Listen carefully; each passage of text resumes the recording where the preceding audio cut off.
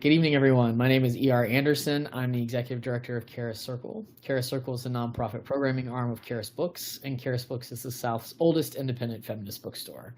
We're really excited to be here with all of you tonight to celebrate Peach Pit, 16 Stories of Unsavory Women. It's a stunning anthology of fierce and dangerous women, featuring stories from 16 award-winning and best-selling authors and edited by Molly Llewellyn and Kristel Buckley. Tonight's panel includes contributions by Chantal V. Johnson, Chaya excuse me. I should have asked you how to pronounce your name. Would you pronounce your name for me properly so that I don't butcher it? Sure. It's Chaya Bhuvaneswar. Bhuvaneswar, thank you. Welcome, Chaya. Deesha Philyaw, K-Ming Chang, is moderated by Alissa Nutting. We are really excited. I was saying in the green room that we have so many this is, pun intended, a murderer's row of authors that our customers love. And so some of y'all who are watching tonight may be familiar with one of these folks and not the others, or maybe you already have picked up the anthology and you've already read some of the stories and you're already super excited. So I am going to just briefly share a little bit of everyone's bio and then we'll get right into it. I'll introduce Alissa first. Alissa is going to be our moderator tonight. Alissa Nutting is a creator, screenwriter, and showrunner, most recently of the Adult Swim and HBO Max animated series Teenage Euthanasia, whose second season will air, has aired, is airing? It's airing. Woo! As well as the HBO Max original comedy Made for Love, which is based on her New York Times best-selling Editor's Choice novel of the same name. And many folks will remember it for the cover, which people loved the airbrush cover. And so if you've not read Made for Love, check that out. So Alissa is here to moderate, and then we have Chantal Johnson, who is a lawyer and writer. Her debut novel, Post-Traumatic, was longlisted for the Center for Fiction First Novel Prize. A graduate of Stanford Law School and a former Center for Fiction Emerging Writers Fellow. She has just moved to Tucson. So welcome, Chantal. Chaya is a practicing physician, writer, and PEN American Robert W. Bingham Debut Fiction Award finalist for her story collection, White Dancing Elephants Stories, which was featured as a Kirkus Review's Best Debut Fiction and Best Short Story Collection and appeared on Best of lists for Harper's Bazaar, Elle, Vogue India, and Entertainment Weekly. Her work has appeared in the New York Times, Salon, Narrative Magazine, Tin House, Electric Literature, Kenyon Review, Masters Review, The Millions, Llewellyn, Michigan Quarterly Review, and elsewhere. She has received fellowships from Community of Writers and Swanee Writers Workshop, and she lives in Massachusetts. So welcome to you.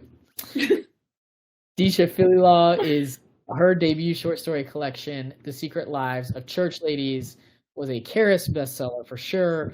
It won the 2021 PEN Faulkner Award for Fiction, the 2022-2021 Story Prize, and the 2020 LA Times Book Prize. It also won the award for First Fiction and was a finalist for the 2020 National Book Award for Fiction. It focuses on Black women, sex, and the Black church, and is currently being adapted for television by HBO Max. Good Lord willing, and the strike ends soon, with Tessa Thompson executive producing.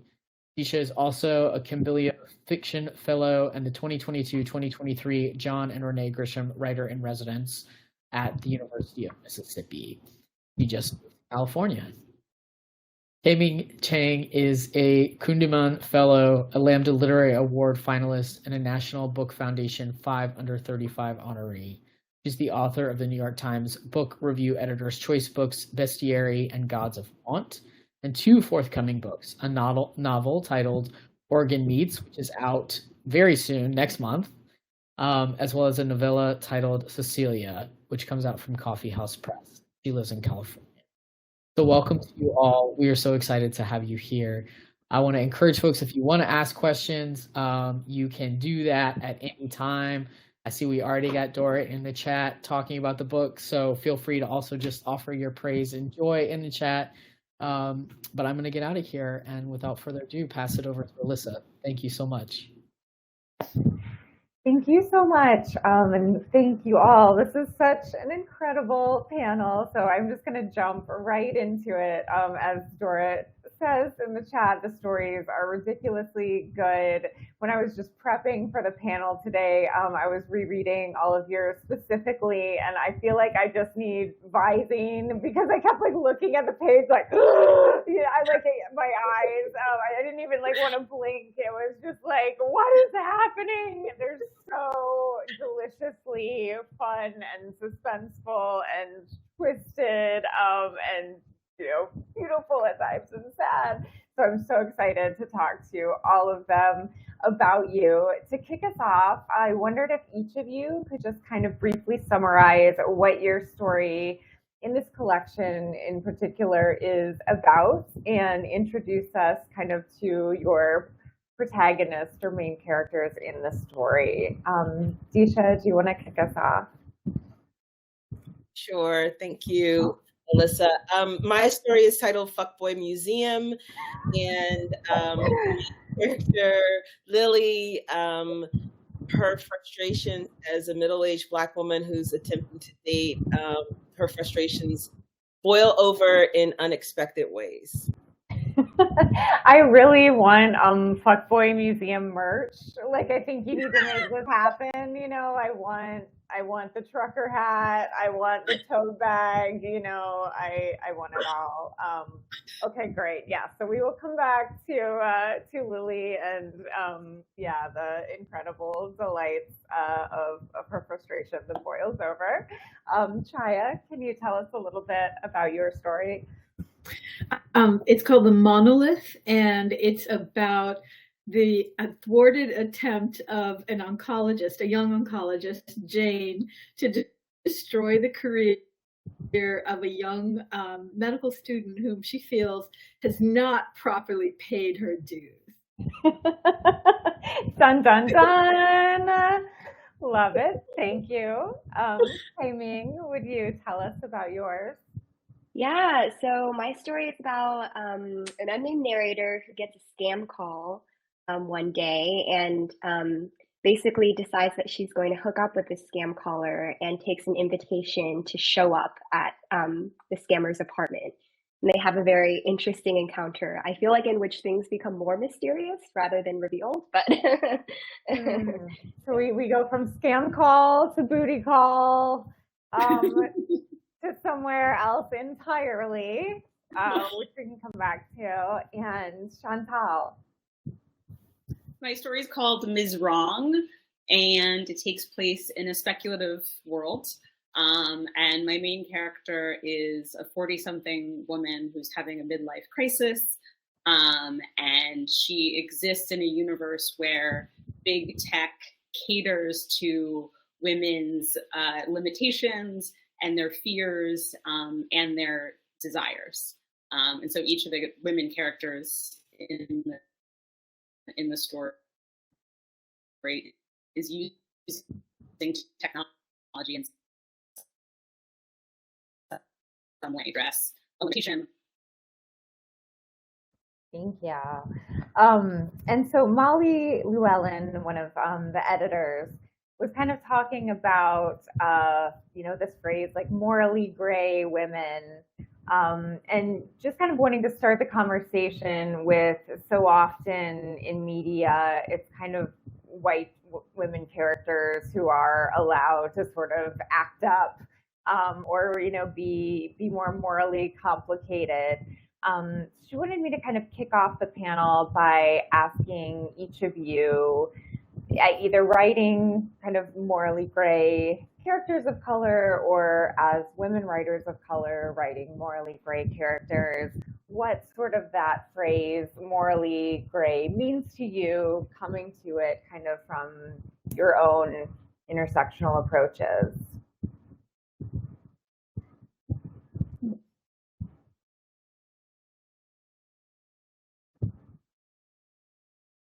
Yeah, I mean, I think about it in terms of freedom. And representational freedom and representational liberty, which I do feel that often artists of color are restricted And sometimes we impose restrictions on ourselves based in part on historical misrepresentations. But I think for me to feel free as an artist, I need to feel that I can explore every aspect of humanity, including unsavory, wicked parts. That's the only way that I feel that I am free as an artist. I think for me, morally gray has a lot to do with calculation. You know, the ability and enacting the freedom to take a step back, look at a situation, and kind of sometimes cold-bloodedly decide what to do, and you can decide anything. And I do think, again, women of color, people of color in general, but women of color in particular, are often not ascribed the agency to have the ability and wherewithal and sort of presence of mind to do that.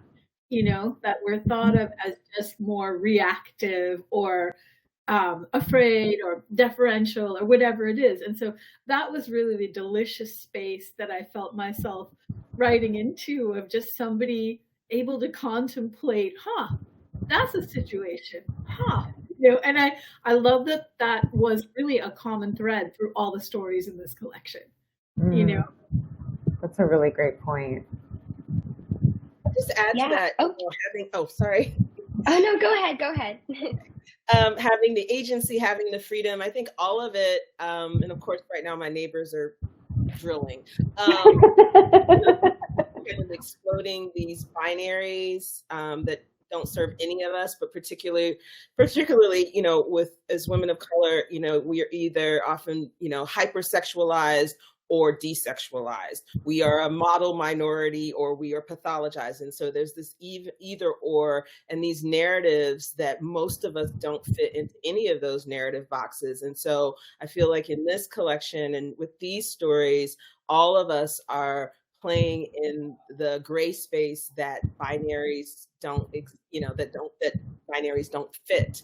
And don't apply. And we're rejecting all of those, I think, with the characters we've created and the situations that we put them in.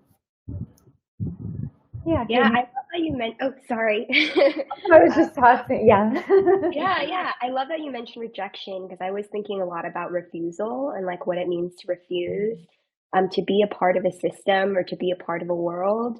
So I think that idea of rejection is something that's really important to me, and like turning toward the abject or turning towards creating another world is something that really fascinates me.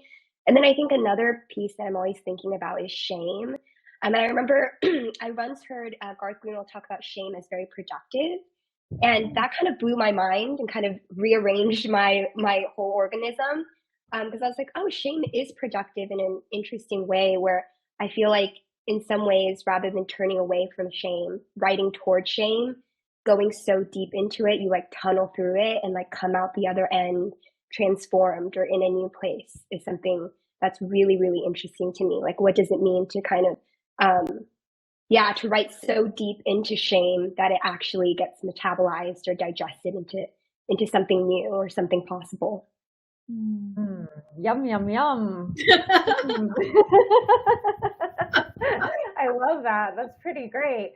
I actually wanted to kind of talk, you know, about, I think there are a lot of terms that, you know, that come to mind from what you all said, you know, with refusal, and in some ways rebellion. And I think the term kind of morally gray is so interesting also because in different ways, in each of your stories, there are a lot of moral statements. And often, you know, they're in some ways kind of very non-gray, you know, ones, but in others, you know, perhaps kind of more within the character's actions or agency, it gets a little spicier. But I wondered if each of you could kind of talk a little bit about that and about kind of the contrast between, you know, writing a certain behavior or writing a character who, you know, maybe you might not agree with on some levels, maybe agree with wholeheartedly, but also including, kind of other world building aspects that really are a moral and ethical commentary. Does that make sense? I feel okay. I feel like, I feel like that's a very evening question. I wish it were phrased in the 9 a.m. way, but I also don't want to give I want to allow you control of your own story spoilers. So yeah, I will kick it out to you, but any thoughts?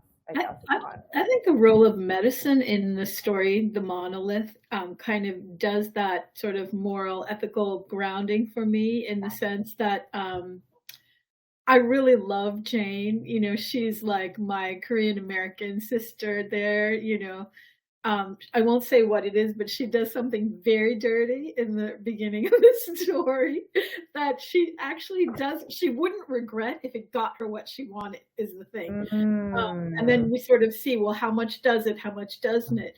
But at the end of the day, it's important to me that, for example, she runs for the code blue when someone's crashing, rather than still getting all involved in her revenge plot. And she, the other characters in the story being engaged in medicine in a certain way, like with actually a lot of integrity, that seems important to me just as much as all the naughty stuff, because that's sort of the argument, that's where the morally gray and like so-called bad women live. We live in the real world where we also deserve compassion, and we give compassion. I love that so much. I love the tension between those two things, that, kind of like Dexter, like there is this moral code, like I'm not going to break this, Hippocratic oath, but I'll be a hypocrite in different ways. Yeah. Deesha, could you talk a little bit maybe about like what your character's creative work, versus her activities? Oh yeah, so my main character writes, it's a riff on the scary tales you read in the dark, but they are like scary things for Black children, like Daddy Doesn't Come Home because of a police stop. I'm blanking on like the titles and stuff, but so she has this creative life, and she's pretty fulfilled by that.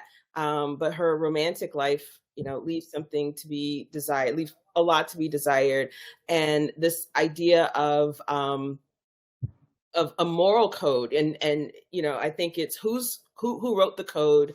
And I feel like in all of our stories, we are establishing our own, in these worlds that we're creating, the women, our protagonists, they're living by kind of their own code. And so, my character has a lot to offer. She's talented. She's a best-selling author. She lives this very quiet life, and she wants someone who can complement her. And instead, those are not the men that she's meeting. And so in her world, a crime, murder isn't really that big of a deal, but wasting a Black woman's time is one of the worst crimes you can commit. And so that's the inversion or the flipping that I'm doing in this story. And so I feel like in that regard, our stories are all speculative in a way. Like, what if we rewrote the code of what constituted a crime, what constituted morally unsavory?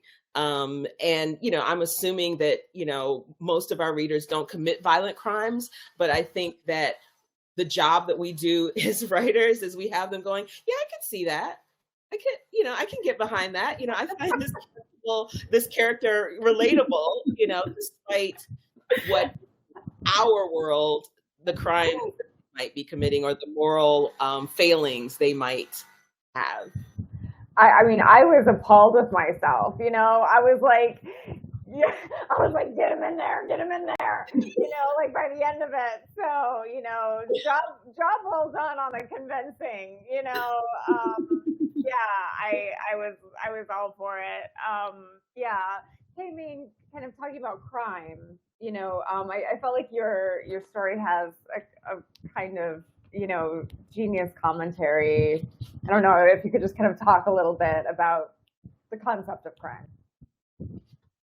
Yeah, it's so interesting because I feel like my narrators kind of avoid in some ways, and I'm really interested in effaced narrators and narrators who are defined by their relationship to others or who are in some way kind of like facilitators for other people's desires rather than for their own.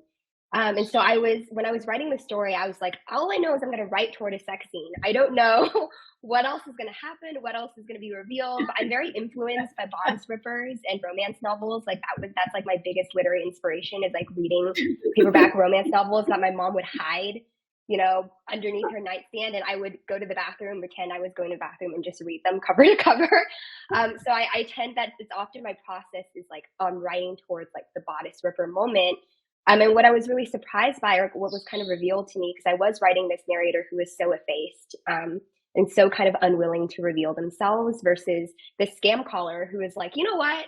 I see that it's not working. I can't squeeze any money out of you. So why don't I tell you everything about myself? And it's kind of ambiguous whether or not she's telling the truth, but there's some kind of like deeper truth beneath the truth, which is like the act of storytelling itself. And she ends up telling a story about herself that really surprised me when I was writing about it, and where she basically is like, heterosexuality is a scam. And the life you are living is a scam, and capitalism is a scam. And this is paraphrasing. She says it much more poetically and subtly, I think. But essentially, like, oh, this life that you're living, you're all getting scammed. And you see me as the scammer, but look at your own life and what you're kind of locked within. That's the ultimate scam. And yeah, that would really surprise me. This kind of like allegorical, like the entirety of the world and the system being a scam was something that really delighted me. And I love that this love interest, Ina, was doing it in a way that was very playful. And again, it's almost like irrelevant whether she is honest or whether she's telling the truth, which was a really interesting place to write that, I think, with a character.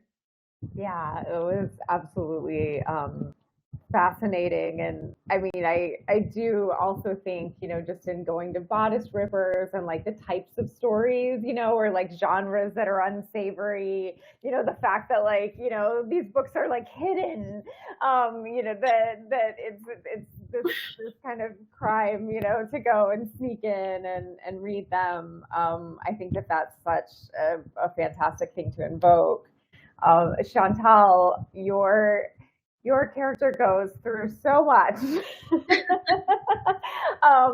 including like could you talk a little bit about the incredible fashion and device, just the things of this speculative world that are just so imaginative and fantastic, but also I feel like a very great, moral commentary on our world.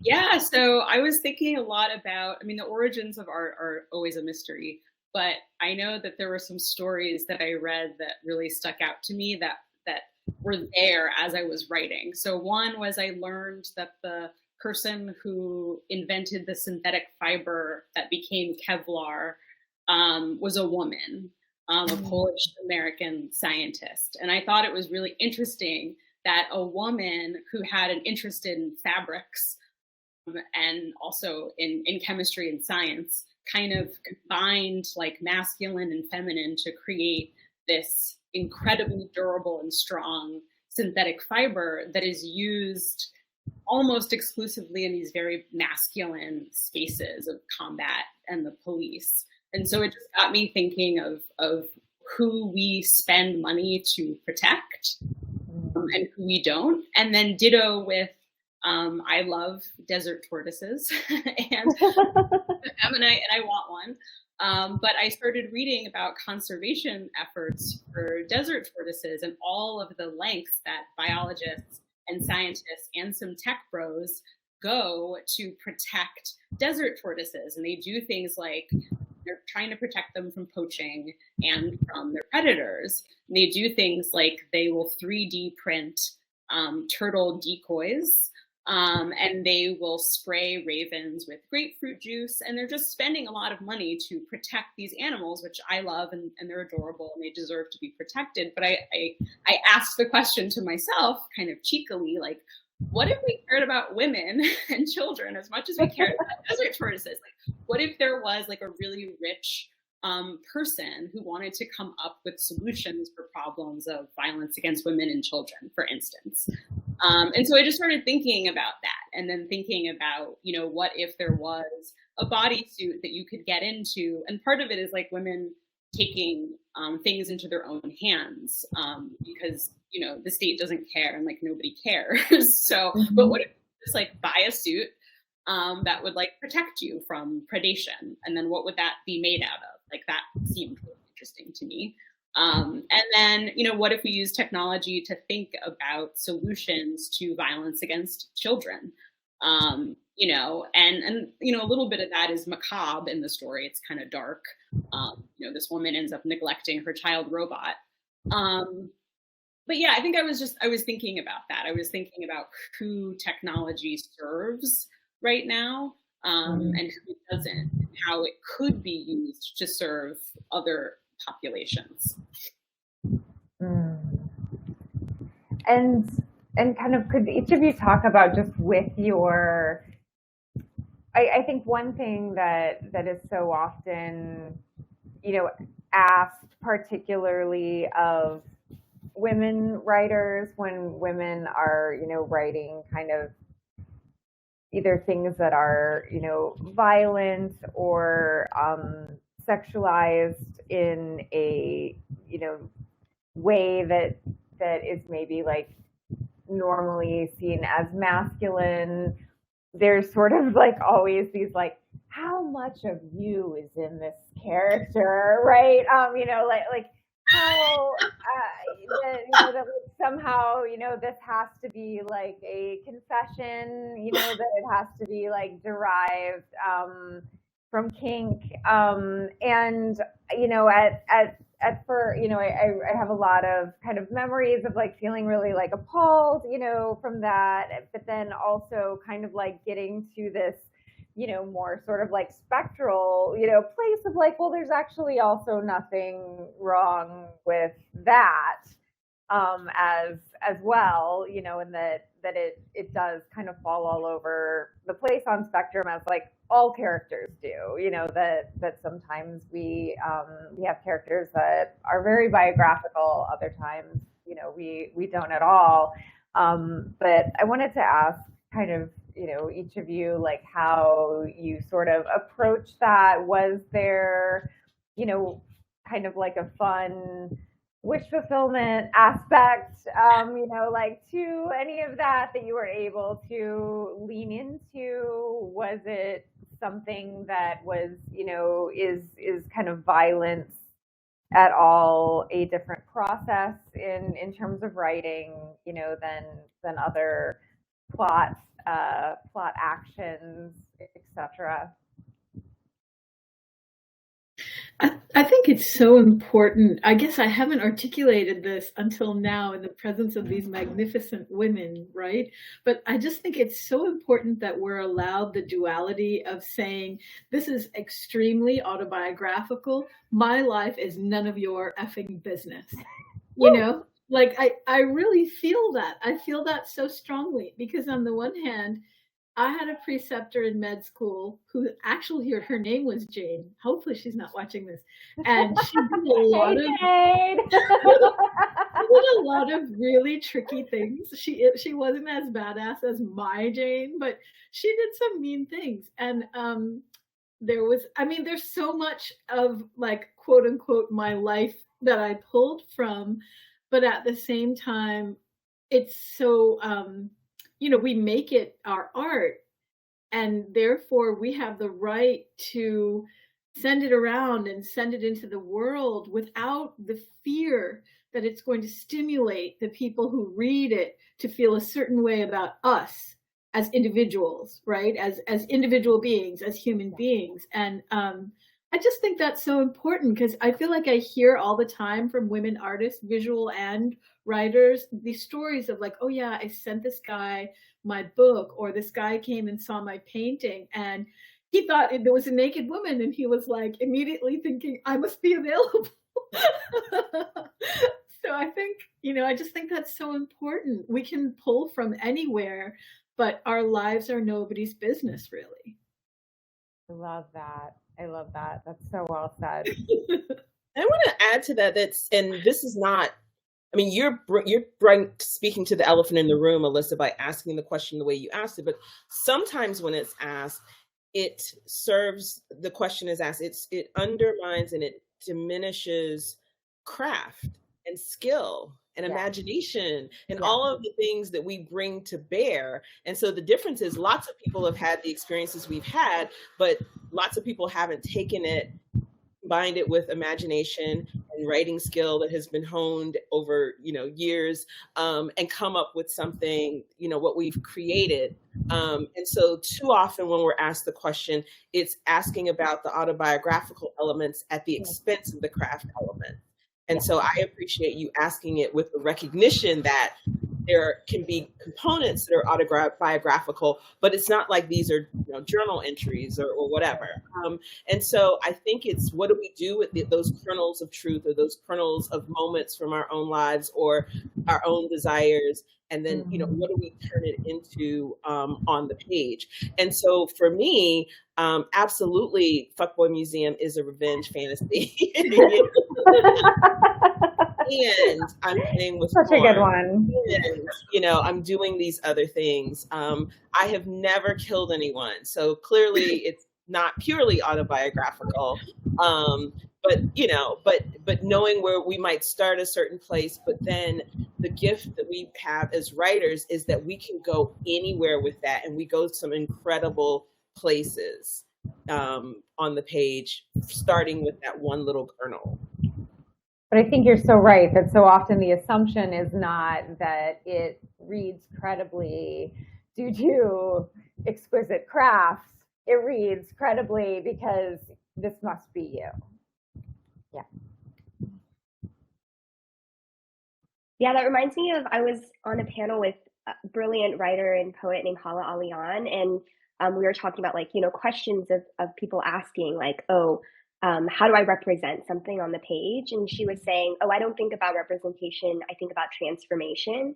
And I really loved the way she framed it. I was like, such a poet's way of saying it. I love it. But I really took that to heart, and I completely agree. It's this process of transformation. And T. Kara Madden has a really amazing essay on this as well, about women memoirists who get told, must be so great that this is your catharsis, that this is your therapy, and she's like, no. And she talks about, she uses the metaphor of magic tricks and puppetry and seeing the strings. And I love that idea of reading to admire the performance and admire the strings and admire the artifice in a way, which I love. Oh, that's beautiful. Thank you for sharing that. I think I probably was drawn on some unconscious level to the speculative realm, in part because of a lot of those questions that I was getting. And all of that. I think I needed to restore a sense of imaginative freedom, because I felt like people were like, you're a lawyer, the main character's a lawyer, and it's it's for, first of all, it's what is the self? The self is permanent, right? So it's even if I was writing autobiographically, I'm not that person anymore. I'm not even the same person that I was 5 minutes ago. And I truly believe so there's a way in which autofiction is a fiction, because the idea of a stable self is a fiction, right? But then I think when I'm doing speculative work, there's a way where it's actually this has more to do with my political work and beliefs than it does myself, because I think that sci-fi and speculative fiction is just a great place to do what we can't do in the world, which is truly just imagine, come up with solutions for problems. You can't do that if you're like doing policy about violence against women, because you're going to come up with all of these, all this red tape, but like in a short story, I can imagine whatever solution that I want. Yeah, and you really just, I mean, all four of these stories, like, you have to read these stories. All comes up with a lot. They all come up with a lot. I will say that. And kind of on an adjacent, I guess, note to this, and bodice ripping, like all of these stories and kind of like this collection, I wondered if there's something about just sort of even like the phrase unsavory women that does like provide that kind of like space or freedom or acknowledgement, that not at all that sort of like the work can be overly sexual, but just that the sexuality can exist, in like a quote unquote normal way without being pathologized, under kind of like this guise or this banner of like, oh, don't worry, like these are unsavory women anyway, so like, you can leave your expectations on the floor, like of course they're sleeping with people. I'm just kind of interested in sort of like your feelings kind of about sex in your work in general, but specifically kind of thinking about sex for this collection, and if it just kind of like felt that the freedom that also kind of we've been talking about in terms of just kind of like representing sexuality was able to have a different space because of that title. I think one common thread of these four stories and all the stories in the collection that I'm so excited about is the word unsavory has the risk of placing us on sort of the whore side of the Madonna whore binary, right? This old Madonna whore binary, like, oh, they're going to be the bad women,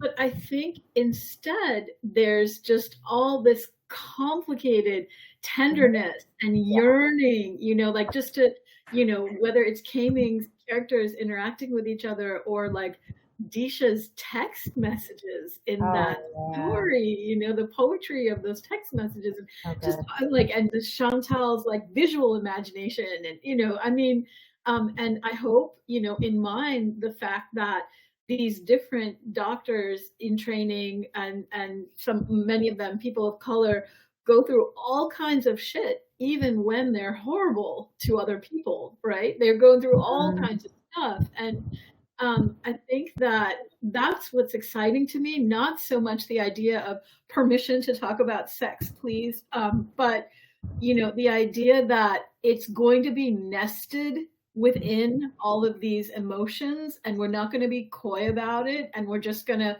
include it, like we're including meals, we're including regrets, we're including nasty phone messages, like include it all kind of thing is how I feel about it. But I think that's really important, that they're not just sort of acting slutty or something, not at all in these stories. Absolutely. Yeah, and I feel like now that you mention it, I wish someone would make a quadrant grid and like map all of our stories along like axes, like Madonna whore, maybe something else along the x-axis. That would be wonderful. Gotta say the Madonna's face is looking pretty bare. Yeah, it's looking pretty empty. But yeah, I'm also really interested in like an expansive eroticism. I think speaking of things like bodice rippers, I feel like I grew up with this very narrow idea of sexuality and this very narrow idea of what sex and what pleasure it looks like, or can look like on the page. And I'm really interested in eroticism that is kind of like along all axes and that is sourced from all these different things, even if they're not like typically seen as sexual. And I'm always, joking to friends, I'm like, this was a sex scene. That was a sex scene. You may not think that was a sex scene, but it was. Like I remember like writing about like this like Frankenstein transformation, and everyone's like, wow, that was a sex scene, that was so erotic. And I love that idea that like eroticism can kind of like spill over and brim and be this like really abundant thing.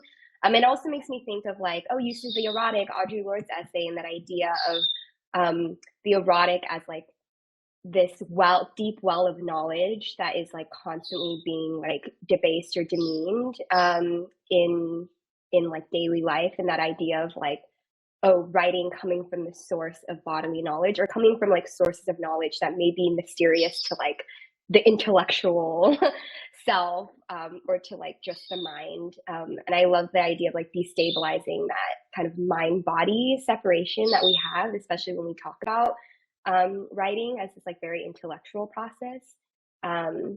Yeah, so I feel like maybe like the sexuality can just be something that is like imbued in every word, or imbued in like the life force of the story, even if there isn't necessarily a climactic sex scene or something like that.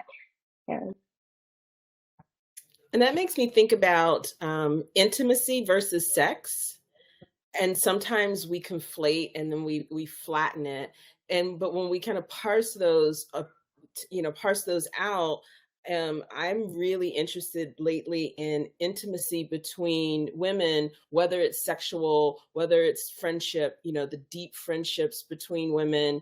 And so again, exploding that binary of Madonna whore and saying there's a whole realm of existence in ways that women are intimate with themselves, intimate with each other, that doesn't fit in that way. And who's gaze? Because, Madonna whore is from a very particular gaze. And so I feel like in all of our stories, we are, I say this about my short story collection, that it's our gaze. And there's this sort of confidence in these stories to just have that as a given. We're not even saying, oh, look at us, look at, like it doesn't feel, none of it feels like performance. It feels very authentic and very organic. That's the word I'm looking for, in terms of, we've created these worlds where, these kinds of intimacies are the norm, or they're charged or whatever, but it's not in reaction to, the control is for the women who we've chosen to focus on. We're not, I can't articulate it. None of it feels like reactionary. Like, even, I love what Chantal was saying about where her curiosities lie and then how the stories came about, but it's political, but it's also just really imaginative and beautiful. And it still centers the women. And I think that's not always easy to do. I felt like that fig sandwich was a sex scene. Like, where they're, it's two friends, they're eating, the fig sandwich, but I'm just like, I don't know. That to me was a very erotic. Yeah. Anyway, yeah, I think I was thinking that and not saying it, but I said it. Sorry. Chantal, your like, yeah, your sex goes to just, it's very entertaining, also, but yeah, just in terms of like possibility, I wondered if you could talk to just the speculativism and the sex in your story. Yeah, I think, again, it just kind of came out of me. Do with that what you will, but I think, I don't know. I think I've just become interested in sex written by women where men are adored and looked at, in a certain way, kind of what Deesha is talking about the woman looking, the woman gaze. And I think, it's kind of hinted throughout that Valerie's sexuality is just, it's not able to match kind of the people that she ends up dating, because they won't, like, a man doesn't want to be regarded the way she wants to regard him, which is the way that men typically view women in these kind of stilted, heterosexual relationships. And so she's feeling a bit frustrated with that. And so, she just has to start drugging them because it's the only way. And she's, talk about creating your own morality.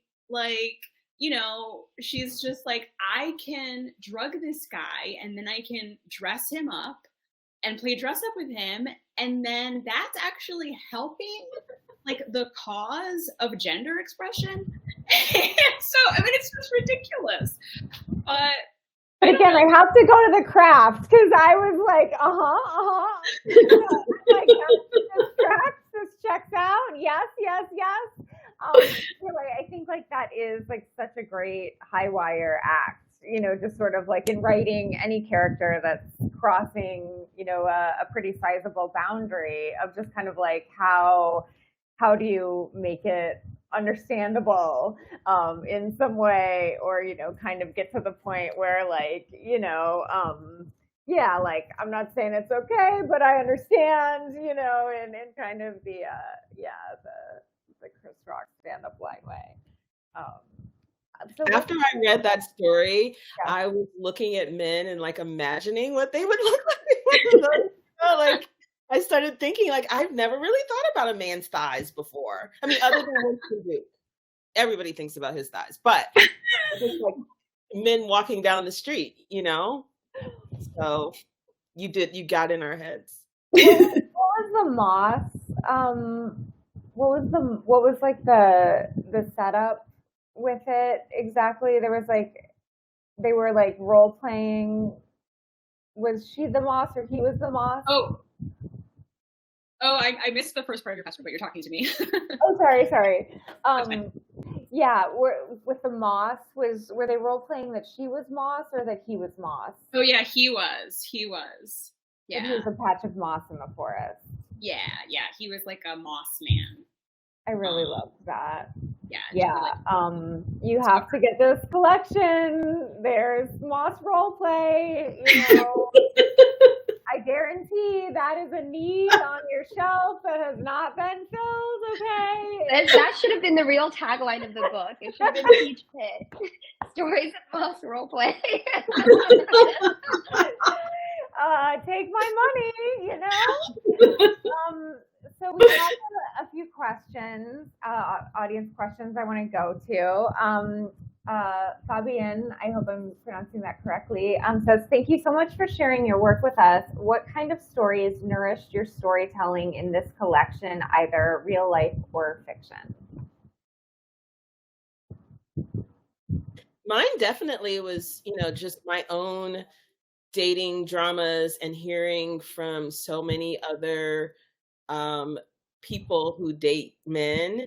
And those stories just live in my head, unfortunately. And so it was those stories that were with me as I was writing Fuckboy Museum. I want every sentence to end with "as I was writing Fuckboy Museum." That's just such a great one.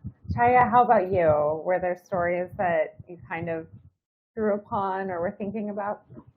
I mean, I love short stories, and many of them by the people in this collection, and then other short stories too, including the classics by the doctor writer Chekhov. But I felt like I was writing into a negative space in that various kinds of fiction about medicine and the world of medicine and the hospital and the people who work in the hospital really just valorize them and just kind of make it seem like, here I am, I'm on ER and I'm saving this patient and I got my legs chopped off, like that sort of, kind of stuff. And so I felt like I was writing into that negative space. But a book I want to shout out is Ghana Must Go, by Chaya Bhuvaneswar, because in that book, I don't know, and I think she actually based it on something personally relevant, but there is a surgeon of color who's treated really shabbily. And I remember reading that and thinking, wow, a lot of people won't realize how ordinary this is. Like, this is not this outlier event. Like, this is totally what I would expect in this situation.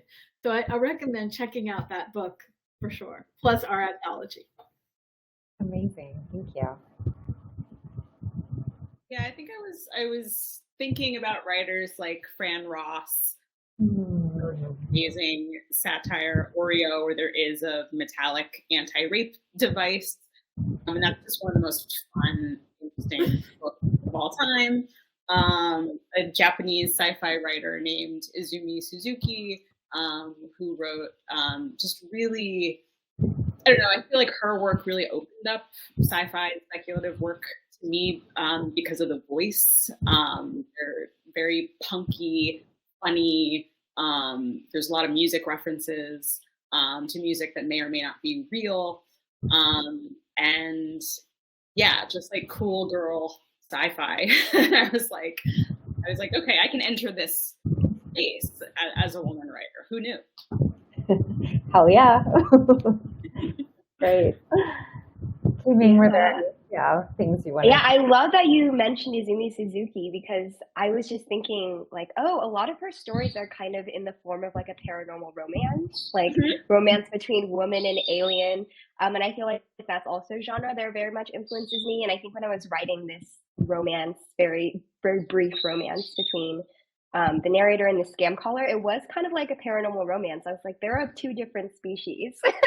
They're both human, but human in different ways. So that entire, the romance genre, I think, was really influential. And then also, I think a lot about like the stories that I inherit from the women in my family and from elders. And it's so interesting because I feel like I've always been taught, like, don't be didactic. Like, no one wants a story that's a moral lesson. But I feel like I'm always incorporating those stories into my writing constantly, and that voice shows up time and time again. Because I was like, I don't know what worlds you all are living in, because I live in a didactic world. I live with all of these inherited moral lessons of like, don't pick up the phone, don't answer the door. Here's every horrible thing that could ever happen to you. And here's everyone that I know who this has happened to. And let me give you, like every form of horror you could possibly imagine. And so I think those voices are oftentimes like very influential in what I'm writing about. I'm really interested in like the lessons that we inherit and also pass down. So good. Dorrit had a question. When you were approached to write a story for this collection, did you have a protagonist in her story in mind already, or did you create your main character after you were told about the collection and kind of given the unsavory assignment? I had already written a scene that's in the story where Lily meets this guy, and his name is B-E, and he's like trying to pick her up. And I had only written the scene, but I knew already that she was sort of rolling her eyes. He's yet another guy. He's going to be terrible. Another bullet for her to dodge. And so I was spending a lot of time. And initially, the story was called Dodge a Bullet. That was like my placeholder title, which is so basic. Then when I was to contribute something to the collection, I started thinking about this idea of morally gray women, because that's how it was, pitched to us. And then I also took a workshop with Sean Cosby, who wrote Razorblade Tears and Blacktop Wasteland, and he was teaching a workshop on writing violence. And so I went back to the story with the idea of writing a story for the collection, also thinking about violence. It occurred to me that she would become violent. And so I realized that, as with a lot of my writing, I have to make sure that my character, I allowed them to do things that I wouldn't do. And so when I started to push her further and further, and employing some of the things I learned in the workshop, around writing violence and doing it in a way that it's not gratuitous violence for the sake of violence, but actually has these qualities that help build and enrich the story in a meaningful way, it became fun, because then there were so many possibilities. Like, once I allowed her to do things I wouldn't do, she could do anything. And so that... It was fun. Yeah. It's fun to read too. Yeah, I just wrote this for the collection. It was wild. I don't know. I hadn't written a short story in, I don't know, forever. But I was so compelled by the prompt that I was like, I have to be a part of this. And I had multiple false starts. I mean, but each little story that I was writing was speculative, so that told me that I was, for some reason, that's what I needed to do. But this story really kind of exploded open when the character of Jackie, who works at the lab, like this was my first experience of being visited by a character. Like she walked on, and it was wild. I've always heard writers talk about that in interviews, and I was like, what is that? That's so woo-woo, like that will never happen to me. And then it happened to me, and it was wild. And she kind of won't stop talking, so I have to keep writing about her. Yes, she's a great character. I loved her. Fun. Super fun. Deesha, you were nodding. Do they walk on for you? I had the same reaction that Chantal had when people would say, and then the character just showed up, and I didn't know she was a redheaded lesbian, and I was like, and that happened for me. Another short story that I wrote that's in my collection, but in this, but having that experience made me open to letting characters walk on, walk off. Sometimes they stay and become bigger than the original character, and you let that happen. But it is very wonderful when that happens. But I was also a cynic, Chantal. So cynical. Oh my God, that's so funny to me because I always have, I'm like a medium. I have these voices in my head constantly, and they'll like interrupt me. Like I'll be trying to drive somewhere, and I'm like, okay, I have to like pull off to the side of the road and like leave a voice memo because otherwise I will be fully possessed. The redheaded lesbians, they've kind of conquered my mind. I suspect that it's all one voice, but just like taking different forms and in different stories. She's like an ancestral tree woman or something. I don't know. But I actually had a kind of an interesting kind of circuitous route with my story because I sent in 2 stories to Molly, I remember.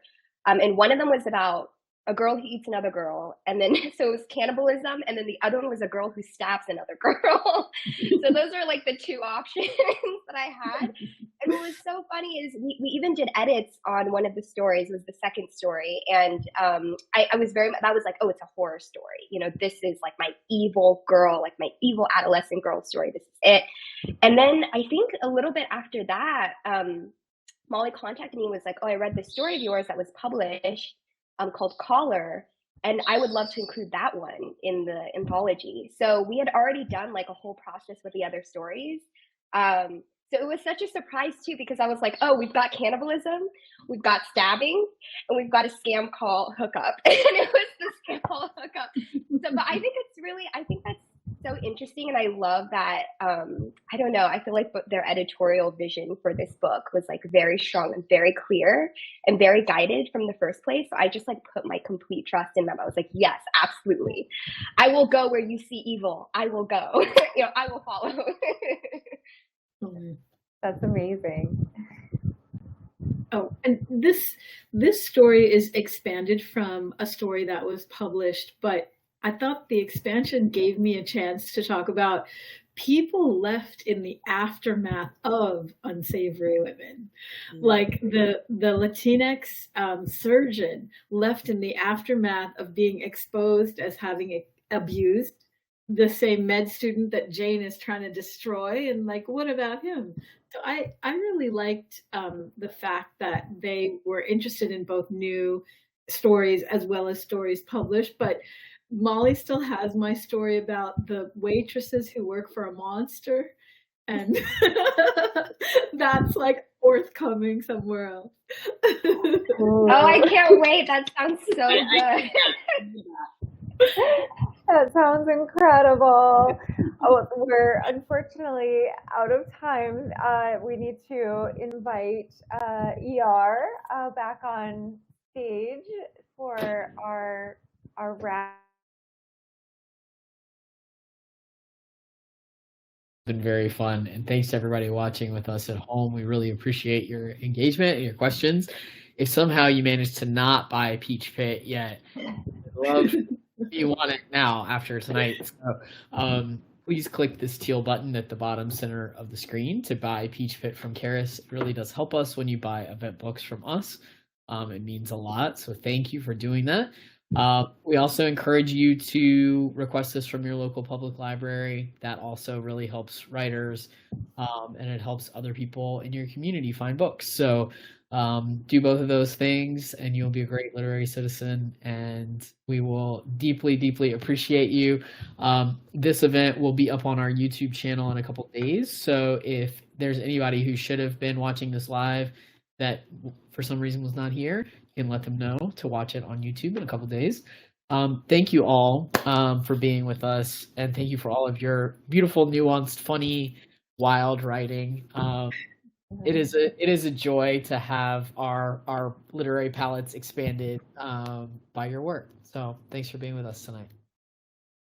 Thank you all so much. Thank you. Thank you Thank all. you. It was so fun.